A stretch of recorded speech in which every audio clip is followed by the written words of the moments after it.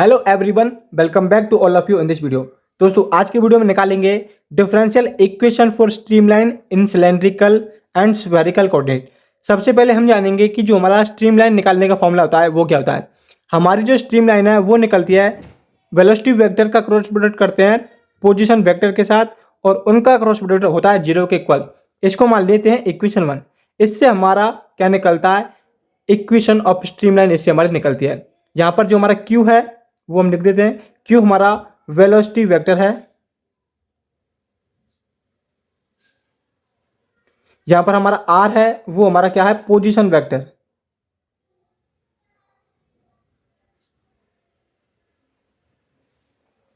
ये हमारी क्या है, इस इक्वेशन से हम स्ट्रीमलाइन निकालते हैं। अब निकालेंगे हम सिलेंड्रिकल कोऑर्डिनेट में और स्फेरिकल कोऑर्डिनेट में। ठीक है, तो ये तो होता है हमारा फ्लूइड के केस में, जब हमारा फ्लूइड सिंपल है, यानी कि वो हमारा एरोटेशनल फ्लूइड नहीं है। अब बात करेंगे कि जब हमारा फ्लूइड है वो एरोटेशनल मोशन का है। ठीक है, हम लिखेंगे यहां पर इफ फ्लूइड इज एरोटेशनल मोशन। जब हमारा फ्लूइड एरोटेशनल मोशन का होता है वहां पर जो हमारा वेलोसिटी वेक्टर होता है वो होता है माइनस के ग्रेडियंट ऑफ फाई। ठीक है, ये होता है माइनस के डेल फाई। इसको मान लिया इक्वेशन 2। अब क्यू की वैल्यू हम इक्वेशन 1 में पुटअप कर देंगे तो हमें मिलेगा यहां से del phi cross product d are vector equal to 0, क्योंकि नेगेटिव उधर जाएगा तो 0 हो जाएगा। इसको मान लिया इक्वेशन 3। ठीक है, अब ये क्या होगा, del phi cross product with d r equal to 0। अब हमें निकालनी है अपनी इक्वेशन स्ट्रीमलाइन में और स्फेरिकल कोऑर्डिनेट में। ठीक है, तो सबसे पहले निकालेंगे हम स्ट्रीमलाइन इन सिलेंड्रिकल कोऑर्डिनेट। ठीक है, तो यहां पर जो हमारे कोऑर्डिनेट होते हैं सिलेंड्रिकल कोऑर्डिनेट के वो होते हैं हमारे आर, थीटा और जेड। ठीक है, सिलेंड्रिकल कोऑर्डिनेट में जो हमारे कोऑर्डिनेट होते हैं वो होते हैं हमारे आर, थीटा और जेड। अब यहां पर क्या करेंगे, जो हमारे डी आर की वैल्यू होगी वो हमारी होगी D R, R D theta और डी जेड।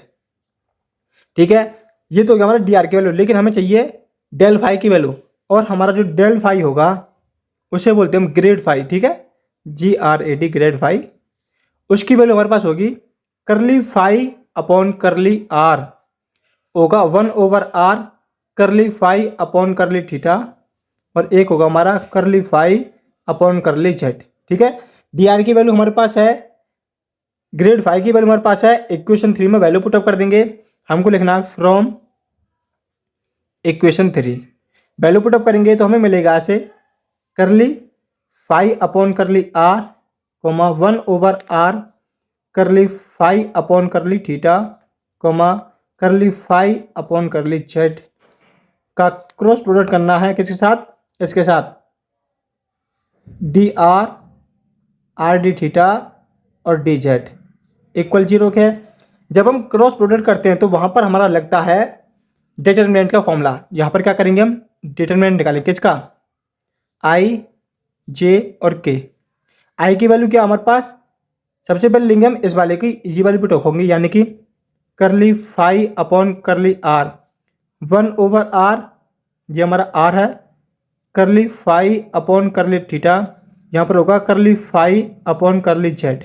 ठीक है, और इसके नीचे आएंगी D R, R D theta, D Z equal किसके, 0 के। अब क्या करेंगे, इसको एक्सपेंड करेंगे या तो फर्स्ट रो के अकॉर्डिंग या फर्स्ट कॉलम के अकॉर्डिंग। तो हम कर रहे हैं फर्स्ट कॉलम के अकॉर्डिंग। ठीक है, तो यहां से मिलेगा आई वेक्टर का मल्टीप्लाई होगा 1/r curly phi upon curly theta into में यहां पर होगा डी जेड। ठीक है, फिर माइनस के क्या होगा, इसका इसके साथ होगा, ये होगा curly phi upon curly z into में आर डी थीटा, ये होगा हमारा आई के साथ। फिर अब करेंगे इसके साथ, तो ये होगा माइनस के जे वेक्टर, ये होगा curly phi upon curly are, इसका इसके साथ होगा इनटू में डी जेड माइनस के curly phi upon curly z into में डी आर। अब होगा हमारा के वेक्टर इनटू में ये होगा हमारा करली phi upon curly r into में आर डी थीटा माइनस के 1/r curly phi upon curly theta into में डी आर। और इनका जो समय वो क्या है, 0 के इक्वल है। अब देखो ये हमारा क्या है, ये इनका जो समय वो क्या इक्वल 0 का है। इसका मतलब है कि ये वाली टर्म और ये वाली टर्म किसके इक्वल होंगी, 0 के इक्वल होंगी, यानी कि 1/r curly phi over curly theta into में डी जेड माइनस के curly phi upon curly z r D theta. एक तो ये हमारी इक्वल होगी 0 के, ठीक है। अब यहाँ से ये हमारी इक्वल 0 होगी, यानी curly phi upon curly r into में डी जेड माइनस के curly phi upon curly z into में डी आर। ये इक्वल होगा 0 के। और curly phi upon curly r into में आर डी थीटा माइनस के 1/r curly phi upon curly theta into में डी आर इक्वल होगा 0 के। इसको मान लिया हमने इक्वेशन 4, ये हमारी होगी 5, ये हमारी होगी 6। अब इन इक्वेशन को हम सॉल्व करेंगे, जैसे कि पहले इस वाले को उधर भेज देंगे, फिर यहाँ से इसको इधर और यहाँ से इधर। यहाँ से जब इनको हम सॉल्व करेंगे, कंपेयरिंग करेंगे, तो यहाँ से हमारी क्या निकलेंगी, इक्वेशन निकल के आएगी, डिफरेंशियल इक्वेशन है वो निकल के आएगी हमारे पास D R upon curly phi upon curly R, ठीक है। वो इक्वल होगी हमारे पास R D theta upon 1/r curly phi upon curly theta, और वो इक्वल आएगी हमारे पास डी जेड करली फाई अपॉन करली जेड। ये जो हमारे पास इक्वेशन आई है डबल स्टार, इसको हमने माना है, यही हमारी इक्वेशन है, इक्वेशन ऑफ स्ट्रीमलाइन। ये क्या है, streamline equation in cylindrical coordinate. तो ये आपको याद करनी है, ये हमारी क्या है, cylindrical coordinates, streamline in cylindrical coordinate, ये हमारी इक्वेशन है, ठीक है। अब निकालेंगे हम अपना सेकंड है स्फेरिकल कोऑर्डिनेट्स में।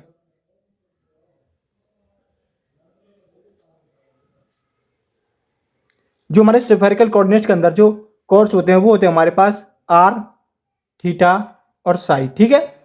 हमें क्या चाहिए, जो हमारे पास फॉर्मूला होता है वो होता है हमारे पास Q cross D are vector equal to 0। क्यों हमारे पास क्या होता है, जब हम रोटेशनल की बात करते हैं तो वो होता है हमारे पास डायरेक्ट अपनी इक्वेशन 3 का यूज करेंगे, वो होती है हमारे पास del phi cross T R equal to 0, ठीक है।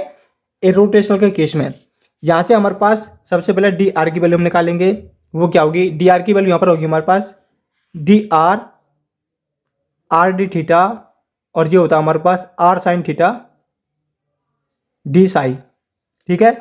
और हमारे पास जो डेल फाई होता है वो होता है हमारे पास करली phi upon curly are coma 1/r curly phi upon curly theta coma 1/r sine theta करली फाई अपॉन करली साई।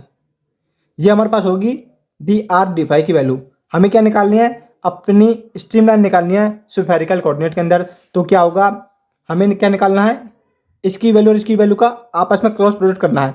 जब क्रॉस प्रोडक्ट करेंगे, ठीक है, इनकी वैल्यू पुटअप करेंगे तो हम यहाँ पर डायरेक्ट लिख लें अपनी जो स्फेरिकल कोऑर्डिनेट में अपनी इक्वेशन होगी। जैसे हमने यहाँ पर करा कि इनका वैल्यू पुटअप करेंगे, फिर इस वाले फॉर्मूले का उपयोग करेंगे, डिटरमिनेंट वाले का सॉल्व करेंगे, तो यहाँ से इक्वेशन निकल के आएगी। सेम यही मेथड अप्लाई करेंगे और हमारी इक्वेशन निकलेगी। हम यहाँ पर डायरेक्ट लिख रहे हैं, जो हमारे निकल के आएगी वो निकल के आएगी हमारे पास D R upon curly phi upon curly R, ठीक है, इक्वल आएगी R D theta upon 1/r curly phi upon curly theta equal आएगी r sine theta D psi upon 1/r sine theta into में करली फाई अपॉन करली साई। ये जो हमारी equation है वो है स्ट्रीमलाइन इन स्फेरिकल कोऑर्डिनेट। ये इक्वेशन आपको याद करनी है, ये हमारी मोस्ट इंपोर्टेंट है और आगे क्वेश्चंस को सॉल्व करने के लिए हमारी यूज होंगी, ठीक है। डायरेक्ट भी इनका यूज कर सकते हैं, लेकिन ये क्वेश्चन एग्जाम में भी आता है कि हमको स्ट्रीमलाइन निकालनी है अपने सिलेंड्रिकल और स्फेरिकल कोऑर्डिनेट में। सबसे पहले आपको इनके कोऑर्डिनेट्स याद रखने हैं कि स्फेरिकल में क्या होते हैं, आर थीटा साई होते हैं। सिलेंड्रिकल में क्या होते हैं, आर थीटा जेड होते हैं। फिर आपको डी आर की वैल्यू और ग्रेड फाई की वैल्यू याद करनी है, और ये फॉर्मूला आप जब लगाएंगे डिटरमिनेंट वाला तो आप अपनी वैल्यू निकाल लेंगे। तो ये आपको इक्वेशन स्फेरिकल की और सिलेंड्रिकल की याद होनी चाहिए, क्योंकि इसके बेस पर हमारे क्वेश्चन निकलते हैं। तो आशा है दोस्तों आपको अच्छे से समझ में आ गया होगा कि हम स्ट्रीमलाइन, सिलेंड्रिकल और स्फेरिकल कोऑर्डिनेट में कैसे निकालते हैं। यदि आपका कोई भी डाउट है तो आप हमें कमेंट बॉक्स में पूछ सकते हैं।